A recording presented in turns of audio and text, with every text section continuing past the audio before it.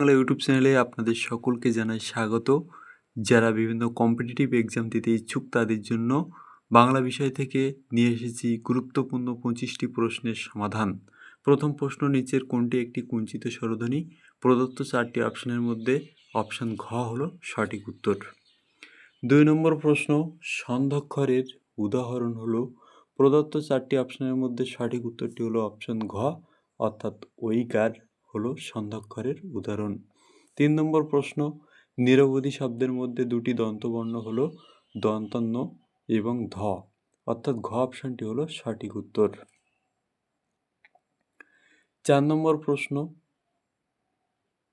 তৎসম শব্দের সন্ধি বিচ্ছেদ হবে তদ যোগ সম, অর্থাৎ অপশন ক হলো সঠিক উত্তর। এবারে দেখুন পঞ্চম প্রশ্ন হলো কোনটি শব্দদ্বৈতের একটি উদাহরণ? হু হু, খিলখিল, বনে বনে, উপরের সব কয়টি? প্রদত্ত 4টি অপশনের মধ্যে সঠিক উত্তর হলো ঘ অপশনটি, উপরের সব কয়টি। 6 নম্বর প্রশ্ন, শান্তি শব্দটি কী ধরনের বিশেষ্য পদ?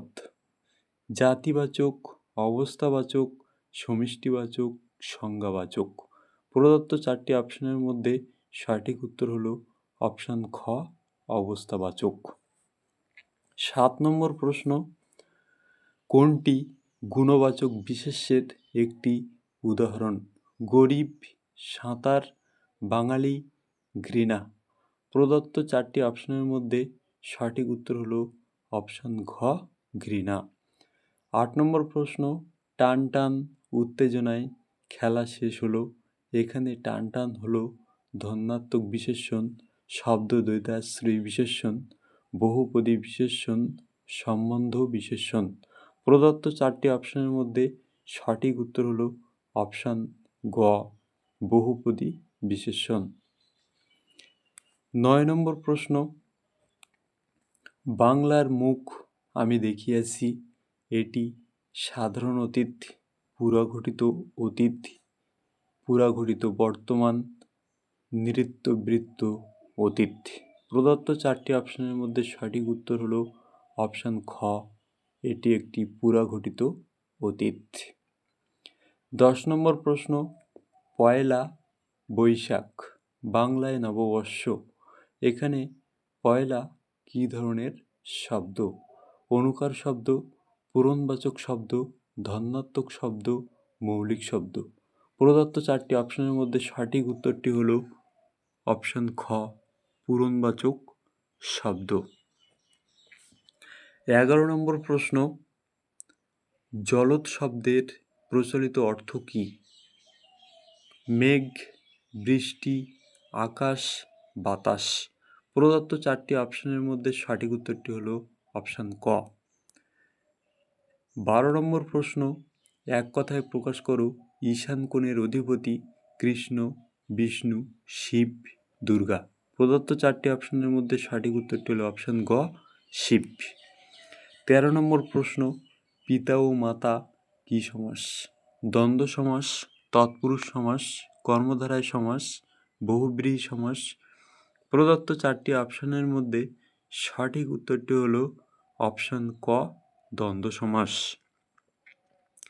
14 নম্বর প্রশ্ন, প্রত্যয় শব্দটির অর্থ কী? বিশ্বাস, অবিশ্বাস, বিভাজন, সংযোজন। প্রদত্ত 4টি অপশনের মধ্যে সঠিক উত্তরটি হলো অপশন ক বিশ্বাস। 15 নম্বর প্রশ্ন, উভয় পাশে বৃক্ষ শ্রেণীযুক্ত পথকে এক কথায় কি বলা হয়? রাজপথ, সুদৃশ্য পথ, বীথি, সব কয়টি? প্রদত্ত 4টি অপশনের মধ্যে সঠিক উত্তরটি হলো অপশন গ বীথি। 16 নম্বর প্রশ্ন, শুল্ক শব্দের অর্থ কর। শল্ক শব্দের অর্থ কি? গাছের আঁশ, মাছের আঁশ, ফলের খোসা, কোনোটি নয়। প্রদত্ত 4টি অপশনের মধ্যে সঠিক উত্তরটি হলো অপশন খ মাছের আঁশ। পরবর্তী প্রশ্ন 17 নম্বর প্রশ্ন, আমি যেতে পারি কিন্তু বেশিক্ষণ বসবো না। সরল বাক্য, জটিল বাক্য, যৌগিক বাক্য, অস্তার্থক বাক্য। প্রদত্ত 4টি অপশনের মধ্যে সঠিক উত্তরটি হলো অপশান গ, এটি একটি যৌগিক বাক্য। 18 নম্বর প্রশ্ন, তুমি এলে আমি যাব। এখানে তুমি কোন পুরুষ? উত্তম পুরুষ, মধ্যম পুরুষ, প্রথম পুরুষ, সব কয়টি? প্রদত্ত 4টি অপশনের মধ্যে সঠিক উত্তরটি হলো অপশান খ, মধ্যম পুরুষ। 19 নম্বর প্রশ্ন, কোন বানানটি শুদ্ধ?